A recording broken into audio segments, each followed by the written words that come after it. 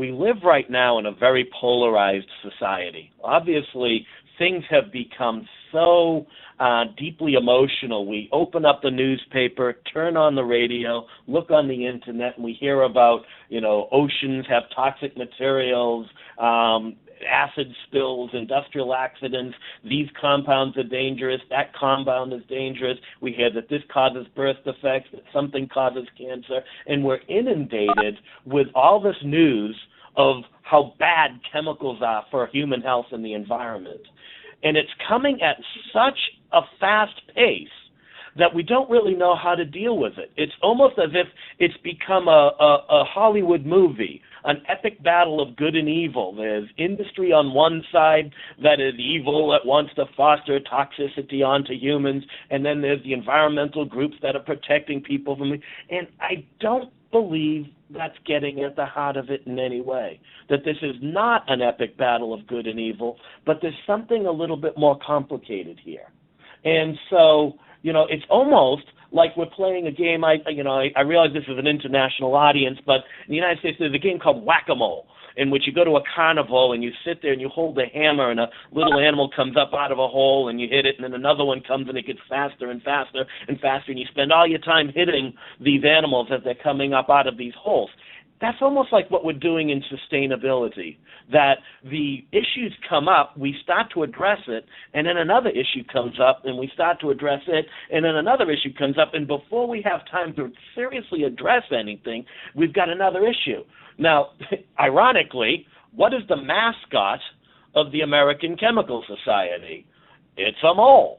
And so we're playing whack-a-mole when it comes to sustainability. We hear about brominated flame retardants, and we hit it with a hammer. Then we move on, and we hear about phthalates, and we hit it with a hammer. And then we hear about bisphenol A, and we hit it with a hammer. But the velocity at which we're doing this doesn't give us a sense of satisfaction that we've truly addressed it, because the next issue comes too fast, and we're left breathless. And again, it only fosters the sense of despair. It leaves us wondering, is this truly dangerous, or is this hype? Do I know? Do I not know? And worldwide, we come up to this thing, well, man, this is not a game. This is really serious. But who among us is certain what is toxic and what is not toxic? And policies are being formed. Decisions are being made, not based fully on information, because this is too important to wait. We can't just say, let's wait until the science catches up. And so it causes this crisis, and next thing you know, people are putting in emotions and speculating on motivations, and there we get, again, the epic battle of good and evil. I feel that we need to take a step back, take a deep breath, and wonder if we're asking truly the right questions. Maybe what we should be asking is, instead of, is this chemical toxic, is this molecule toxic, we should take a step back. Let's accept it as a fait accompli that there are molecules that cause cancer that are in consumer goods. Let's imagine that there are materials that cause birth defects in plastics, that, yes, there are dangerous materials. Instead of focusing on, is this molecule toxic, maybe there's a bigger question.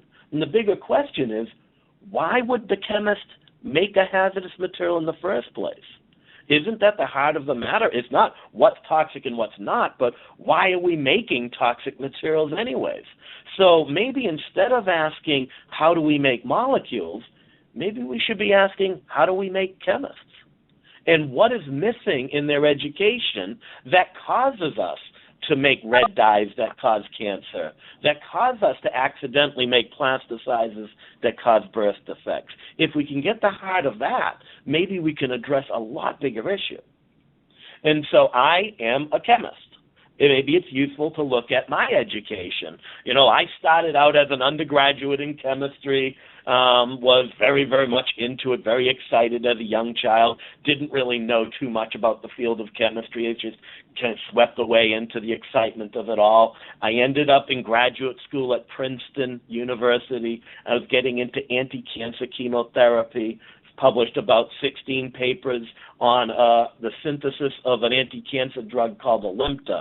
It's one of the most successful anti-cancer drugs in history. It's sold by the Eli Lilly company. Now, a lot of people worked on this project in addition to me, but I was blessed to be a part of looking at how molecules are invented to cure diseases. And at this point in my life, I felt I was going to go into academia, and I was going to be a professor, and I was going to work in medicinal chemistry. But something strange happened, and out of the blue, a vice president from the Polaroid Corporation called me up and invited me to lunch, and at that lunch offered me a job to head exploratory research at Polaroid.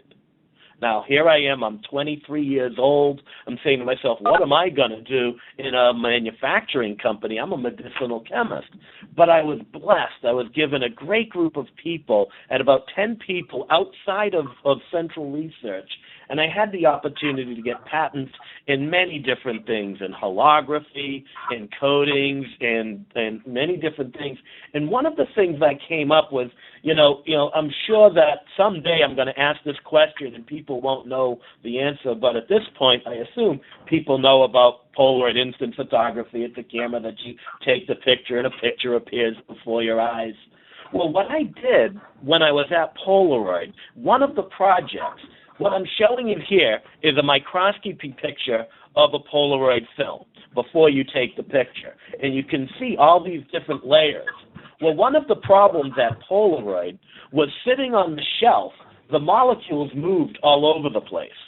And so film would have an expiration date because these molecules were moving. So my first project at Polaroid was to come up with a technology to stop them moving. And what I did, I'm not going to go, this could be an hour long just talking about this. I came up with this concept called non-covalent derivatization. And again, this isn't a technical talk, so I won't go into the details, but I'll tell you that if you gave me the opportunity, I could talk for 20 hours on this subject. I am such a nerd. The license plate of my car in Massachusetts is NCD for non-covalent derivatization. So I'm a little bit crazy about this. But back in the late 80s, early 90s, a new science emerged from this called crystal engineering and crystal growth and design. But back in the late 80s, this was very new. And so I was very blessed that some of my inventions went to large-scale manufacturing at Polaroid. And, of course, in the United States, you can't just go manufacture something. You must seek EPA approval. And the way you do that is you send documents and you have them look at it, review it, and then approve it. Well, in this process, the EPA was very confused. My science was very different than anything they'd ever seen before. They said, small particles, what are you talking about? Molecular complexes, are you crazy? And so Polaroid put me on an airplane and sent me to Washington, D.C. to give a seminar and teach the EPA about non-covalent derivatization. When I was there, I met Paul Anastas, who was the branch chief of the Office of Pollution Prevention and Toxics. Now, interestingly enough, I already knew him very well.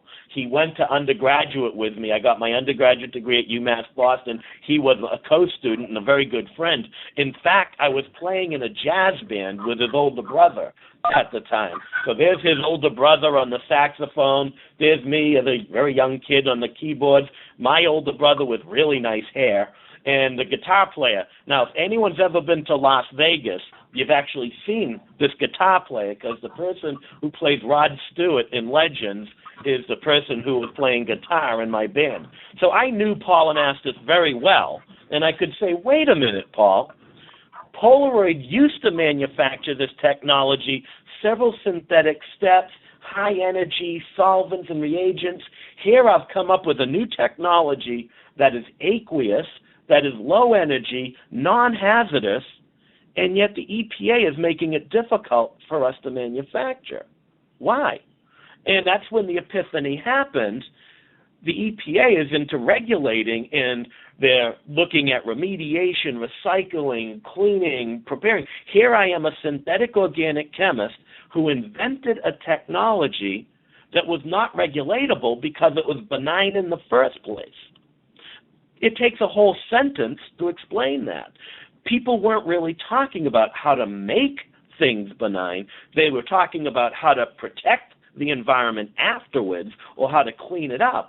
But there was no science of how to make something benign. And that's when Paul and I said the world needs a science so that we can look at how when a chemist or an engineer is designing a product, how can they anticipate those real-world implications of human health and the environment? And that is the birth of green chemistry. Now, interestingly enough, one of the weeks that I was there giving a seminar, President Clinton at the time had announced a new government program called Reinventing Government. Now, this was a reaction to the waste in government. Back in the late 1980s, early 1990s, the media was full of all this waste in government. You know, the military spending $75,000 on a hammer that you could pay $2 at a local hardware store. And so when government has a problem, they start a program. And so the Clinton administration had this program seeking how to make government leaner, meaner, and more cost-effective. And so Paul and I said, what if we use green chemistry as a mechanism to say if the EPA spent more time promoting environmentally benign technologies instead of just regulating, it would be a lot more cost effective. They wouldn't have to do as many inspections. They wouldn't have to do nearly all the money that they're spending on the regulatory process. And so one thing led to another, and we started what's now called the Presidential Green Chemistry Challenge Award in Washington. In the United States, the President of the United States gives hundreds of awards every year. Only one has the word chemistry in it. It's the Presidential Green Chemistry Challenge. And the purpose of this award, and this is probably one of the most important slides I'm going to talk about, is that green chemistry is not just about making something environmentally benign and non-toxic. It is the action of removing hazard from society. So it must be successful in the marketplace. If a technology isn't successful and people don't use it, you don't accomplish any solutions to pollution. So yes, green chemistry must have some benefit to the environment. It must be more environmentally benign than alternatives, but it also got to work. No one is going to buy a cleaner that doesn't actually clean just because it's environmentally benign, and it has to have the appropriate costs. Because society, we may want it to be otherwise, but society has demonstrated it is unwilling to pay too much of a premium for something just because it's sustainable. So in order for something to be considered green chemistry, you have to have the safety, the performance, and the cost. And so the point of green chemistry is you cannot rely on government subsidies to force people to buy inferior costly products. You need to point to the chemist, tell them to get in the lab and invent something better. But if they don't have the skills to do that, then it's kind of a problem. And so this presidential award program started in 1996. It has survived transition from the Clinton administration to the Bush administration to the Obama administration. Every year, 5 awards are given at the National Academy of Sciences, very prestigious award, and it's going very well. And on the U.S. EPA website, the nominations and the winners are public documents. So over the last 18 years, there is well over 2,000 documents in which companies have documented why this technology is more cost-effective, superior in performance, and better for the environment. So here is a massive amount of information for people seeking to look at case studies of people introducing green chemistry into industry. So one thing led to another, and shortly after starting this program, Paul and I decided to write a book. Now, had I thought anyone was ever going to read this book, I would have written a better book. But the book that we wrote is called Green Chemistry, Theory and Practice. And I feel, you know the movie Forrest Gump? I feel like I turned into Forrest Gump. Here I'm just a simple person who wrote a simple book that anyone could have written, just acknowledging, how, we need to really focus on making safe materials and how as a chemist to do that. And I've really been stunned it must have been at the right time, at the right place, because next thing you know, it's translated into 15 different languages. I've been to over 35 countries, meeting presidents and prime ministers, cutting ribbons, giving talks, just because of this little book in green chemistry. And again, anyone could have written this book. It is an obvious book. It's just putting it together at the right time and the right place to show people how to think about things. And what's the most important is, in one page, in a couple chapters, we discuss what's called the 12 principles of green chemistry. And what's important here is that this is what turns green chemistry from a philosophy to a science. Because with the 12 principles, they aren't going to appeal to everyone. The words, the language, they're directed at scientists who are inventing technologies, not really, ad agencies or anything like that. And that is what green chemistry was, saying, hey, first and foremost, we must talk to the designers who are inventing the technology. So that's where green chemistry came from. And I did a search a couple months ago. Okay, so this is an old search, but I went on SciFinder, which is the search engine for all chemistry literature, and it's really staggering. If you look at this graph, again, I did this in the middle of 2012, so 2012 isn't fully done yet. I recently looked at it, and this exponential curve continues, that back in 1991, no one was talking about green chemistry, and now you see thousands of papers every year coming out in green chemistry. But what I find even more interesting is if you look down in the dark blue, the lower bars, those are patents that are listing green chemistry. So obviously when you search something like this, there are many people doing green chemistry who don't call it green chemistry. This is only the technologies that self-identify themselves as green chemistry, and I'm really stunned and pleased to see just how fast this is getting adopted. But now, at this point, I'm working at Polaroid, I've started this field, I'm talking about green chemistry, I wrote a book, when I started thinking about things from a slightly different perspective. At this point, I started to say, isn't it interesting that at this point in my life, I've probably synthesized over 2,500 new molecules that have never existed. I suspect for my age, I might have been the most prolific synthetic organic chemist in industry. All right, these aren't repeat syntheses; these are new molecules. All right, and I started to say, although I've synthesized all these molecules, in my education, my 4 years of undergraduate, my 3.5 years of graduate school, I never had a class in toxicology. I never had a class in environmental mechanisms. I never had a class on law and policy. How is it possible that I can be such a successful chemist and never in my training have I ever had any education in how to anticipate harm? And this is when I had the next epiphany. If you think about it, most professions have oversight. A doctor, a lawyer, a teacher, a nurse, an architect, an engineer, when they graduate from school, they can't just go out and practice their trade. They must take an examination and get a license, and they must maintain that license every 2 or 3 years. There is no such thing in chemistry.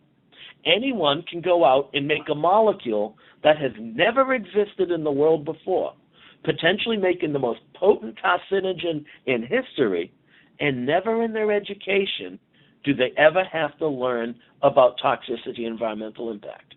People look at this and think it's an epic battle of good and evil, that industry is using toxic materials because they don't care. It's much deeper. The field of chemistry hasn't wrapped itself around this. There were websites talk about higher incidence of certain types of tumors for chemists. Elevated breast cancer mortality among chemists. There's report after report after report after report. How is it that I've never had any classes about this? In 2008, every 5 years, the American Chemical Society updates the U.S.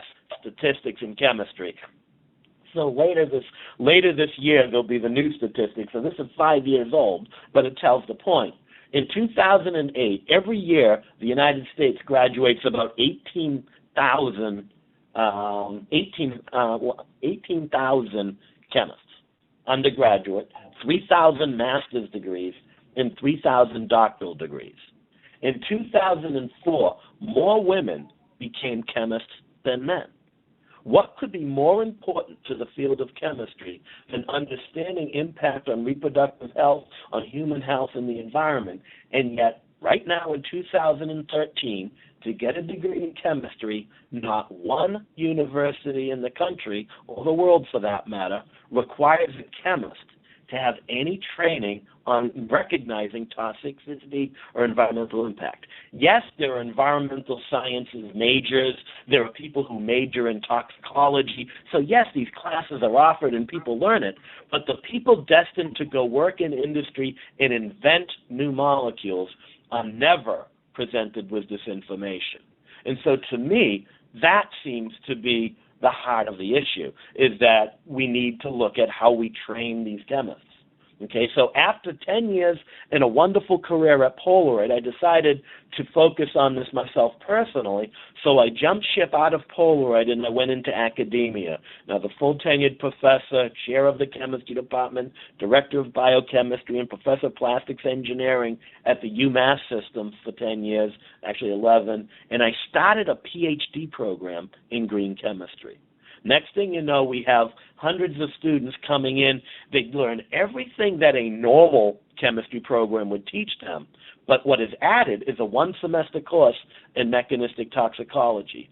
Added is a one-semester course in law and policy. Added is a one-semester course in environmental mechanisms, so that, yes, they can invent technologies and work in the industry like the best of them, but on top of that, they have a clue about these environmental impacts. Very successful program. But the point here is to focus not on this as a people should do this because it's the right thing to do, but it's people should do this because of the economic incentive, that this is a commercialization opportunity, an innovation opportunity. Think about it this way. Of all the products and processes that are available in the world, think of everything, the light bulbs, the ceiling tiles, the carpeting, the clothing, the electronics. I would argue of everything that we have in the human-built world today, maybe 10% are truly sustainable. 90% of everything has either a little problem or a big problem. Maybe it's energy, toxicity, renewable resources. There's something that needs to be improved in over 90% of everything. There is this process that people do called alternative assessment. And I think that is a very important thing for organizations to do. But it presupposes that an alternative actually exists. And in my estimation, of all these technologies, an alternative assessment will maybe find us a better solution 25% of the time. But that's even, I feel, a generous estimate.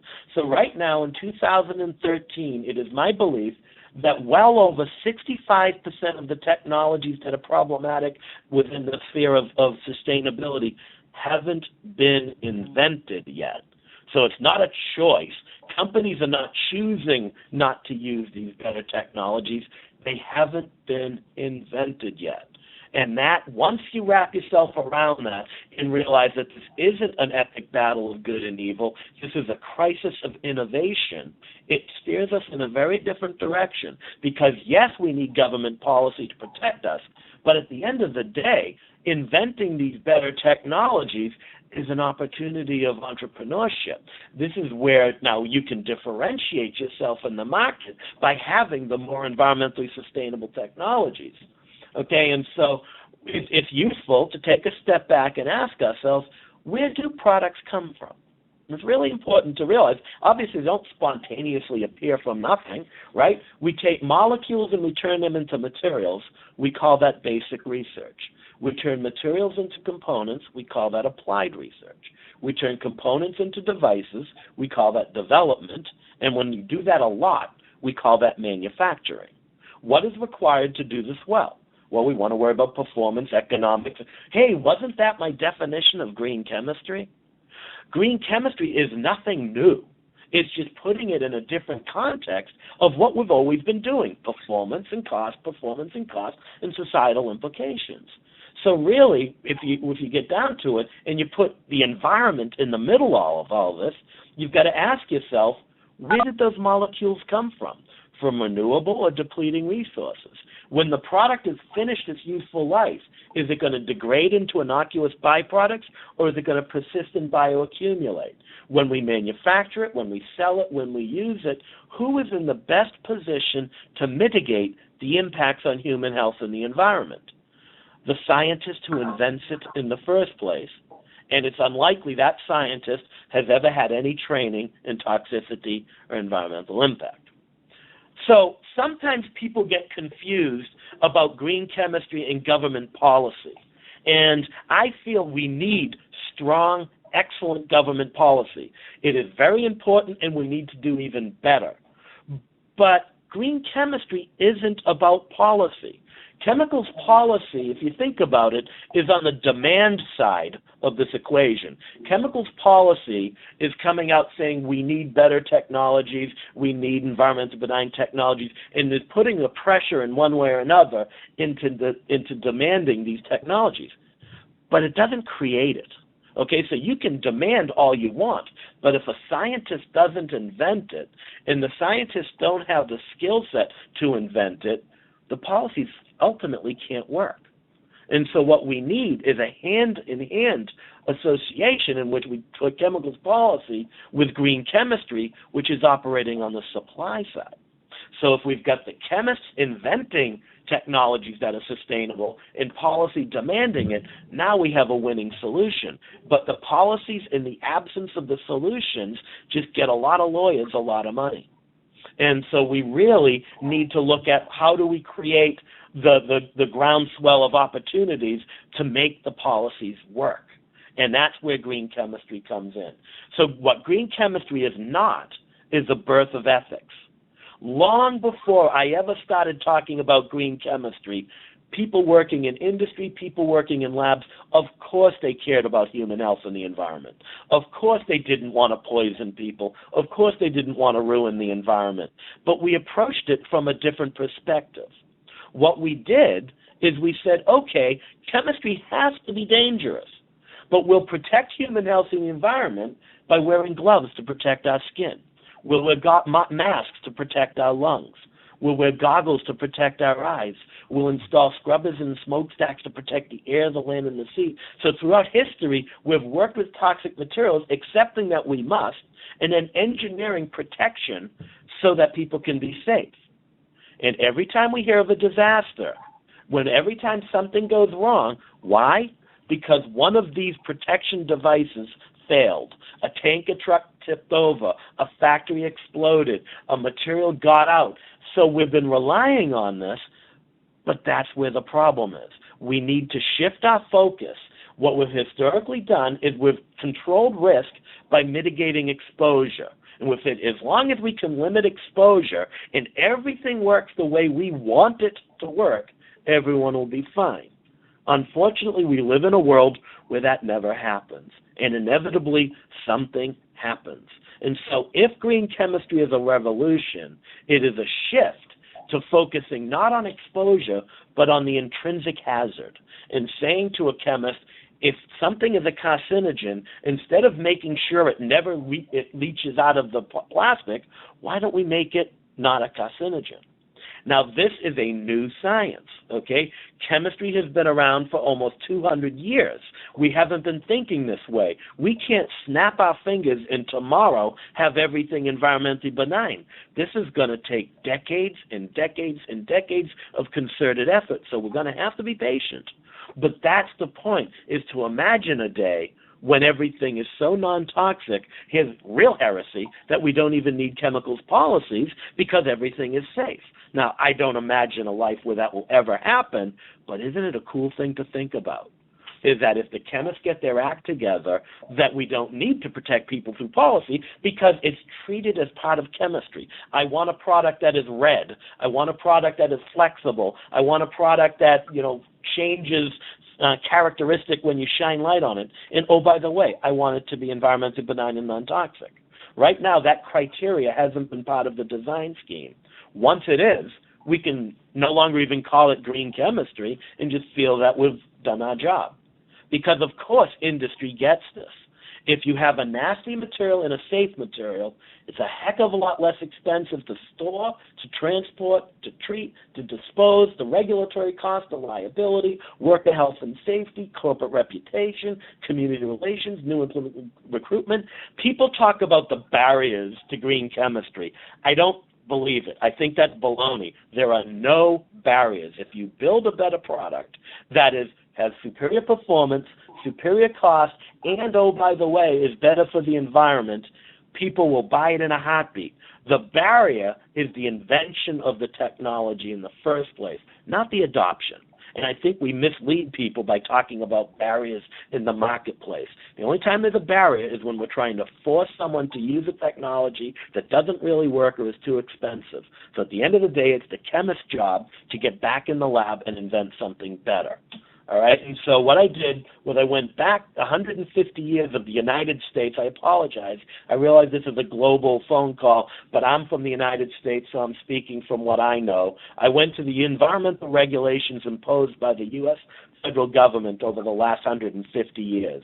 Not a whole heck of a lot happened until 1962. The year I was born. Rachel Carson publishes the book Silent Spring, and you see the birth of the modern environmental movement. What you see is a massive uptake. All of these 2, 3, 4 letters acronyms are pieces of federal legislation saying if you're working with this, that, or the other thing, you got to make sure it's not getting into the land, the air, and the sea. And I'm not a mathematician or a statistician. I'm just a simple chemist.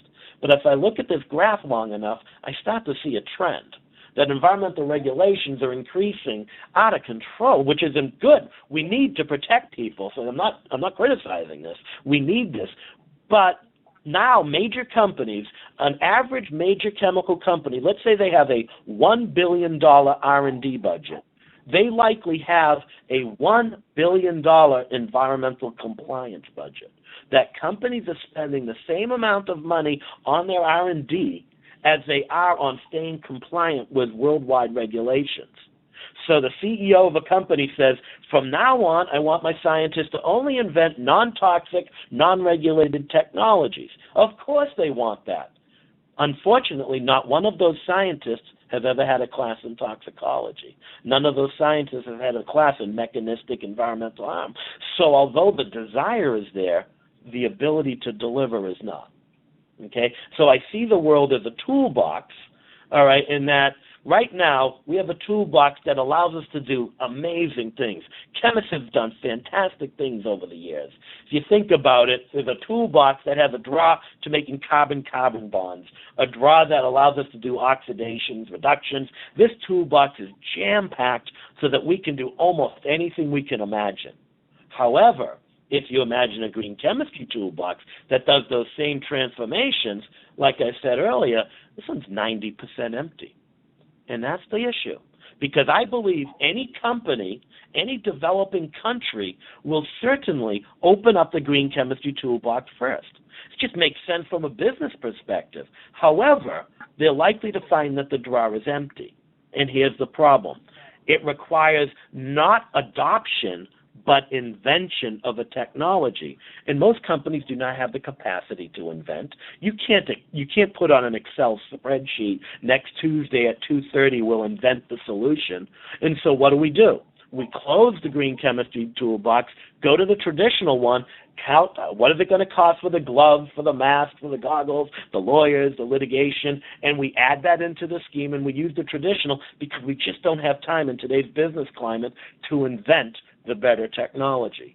And that's where the economic opportunity is getting people to recognize and filling that green chemistry toolbox is the most amazing thing we can do. We can start companies based on this from an entrepreneurial perspective. People can make careers out of it. And so think about it. If a 16-year-old child is contemplating, what they're going to do when they grow up, and they say, I want to save the world, I want to do something important for the environment, chemistry is probably not the top of their list of what to do. And for us to really succeed, it's got to be. We got to realize that this isn't just forcing people to do things. This is a crisis of invention and opportunity. And so Pike Research did a report about a year ago, and they issued this report which they estimated the green chemistry market, and they proposed that by 2020 it's going to be a $100 billion market for green chemistry technologies. That because of the regulatory climate, because of consumer activism, this is where it's at. This is the next mega trend. So if organizations can adapt and to understand this and get the resources internal to make them capable of it, this is where it's going to happen. So, a lot of people on this call, I'm sure, talk about sustainability all the time. And so I'd like to give you my opinion, and I want to preface this by saying this is my opinion from my life. I've come to look at it this way. If you disagree with me, that's fine. I just offer this as a way of looking at things from my eyes. Sustainability is an overarching concept that everyone can participate in, okay? You can look at sustainability through many, many lenses. You can look at sustainable economics, agriculture, education, business, engineering. You can slice this up a million different ways. Sustainable chemistry is the subset of sustainability when you're talking about materials. And you're asking yourself, what happens to these materials in commerce and in society? And so sustainable chemistry, you can talk about chemicals policy, remediation technologies, exposure controls, water purification, alternative energy. Green chemistry, in my mind, is a subset of sustainable chemistry. Many organizations make the mistake, in my opinion, of saying sustainable chemistry, also known as green chemistry. They didn't read my book, because sustainable chemistry is a much bigger topic. Green chemistry is a smaller subject because what it says is alternative energy. I can make a solar panel, and that solar panel is certainly a sustainable technology. And we can look at the infrastructure to support solar energy. But almost every solar panel that's known to man today has toxic reagents that when we take them down and put them in a landfill, we're in trouble, because these toxic materials are going to get out. They use enormous amounts of energy. So although the technology, solar energy, is a sustainable technology, it isn't green chemistry yet. Not until we worry about the ingredients that go in it. So green chemistry is application agnostic. It isn't what the product does, it's what the product is made of and how it's made. And that's where green chemistry, because if the building blocks are sustainable, the product will be sustainable. And I think we're spending too much time, this is important, so I'm not criticizing it, but we're spending an enormous amount of energy making products that do sustainable things, but they themselves aren't sustainable. And so green chemistry looks at essentially the solvents, the catalysts, the feedstocks, the toxicity, the persistence, the energy. I have a bias. I wrote 12 principles, so I would say there are 12 ways of looking at this. That's how green chemistry fits in.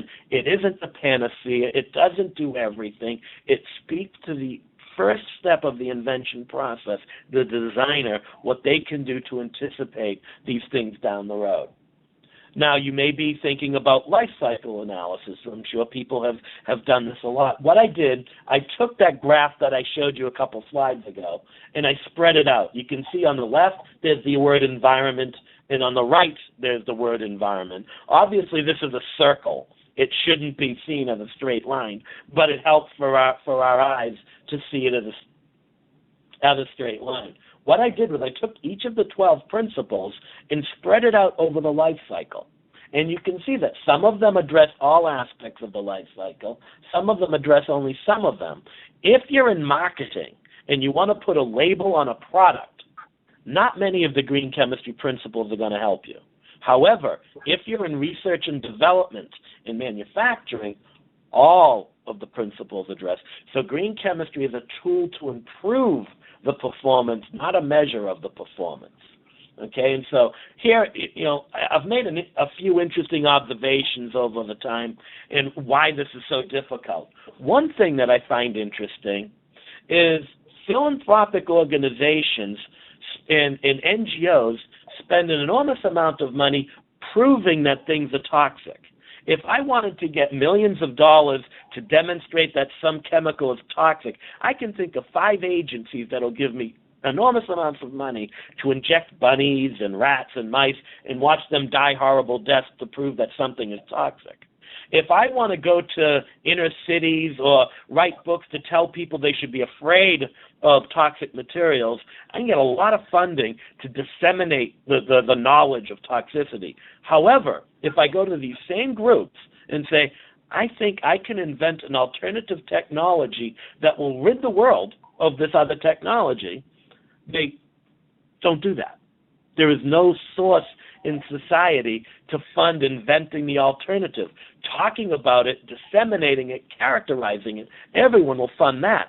But when it gets to inventing, because it's on the edge of commerce and patents and people profiting, it's in that fuzzy space where it's difficult to find funding. Okay? So over my life, I've published several hundred papers and patents. I would argue that I've solved maybe 50, 60 problems, not in their entirety, but little contributions here and there. No one knows anything about what I've done in that. But a couple years ago, Science News asked me about bisphenol A. They said, John, Canada is banning bisphenol A in plastic bottles. And I pointed out that I thought that cash register receipts were a concern of mine. Next thing you know, hundreds and hundreds of websites, all these radio stations, television stations, countries are calling me, asking me my opinion about bisphenol A and cash register receipts. It's interesting that I become a celebrity by identifying the problem, but no one cares about the solutions that have been invented. And so I just joke about this. In the United States, one of these magazines you find in a grocery store, on the same page that has a cat pushing a shopping carriage, you'll see someone saying, John Warner reveals bisphenol A in cash register receipts. Look at how famous I am because I've identified a problem. That's an issue. Another issue is this all-or-nothing mentality. I'm a chemist, so I'll use a chemistry example. A famous chemist, a Nobel laureate, Robert Burns Woodward, synthesized this molecule with serpine. I'm not going to kill you with the synthesis.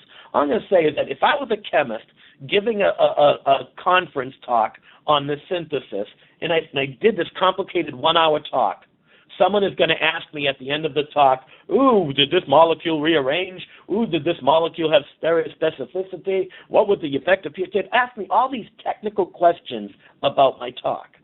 Now, if I gave the exact same talk, but in 2 seconds, I made the flip-hand remark that, oh, I used water instead of methylene chloride because it's better for the environment in this one step.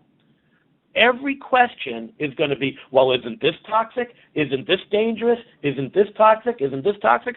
So if I say nothing, no one asks about the toxicity environmental impact. If I say a little, it's expected I must address everything. And this enemy of the excellent is the perfect mentality inhibits progress time and time again. We really need to think about that a little bit.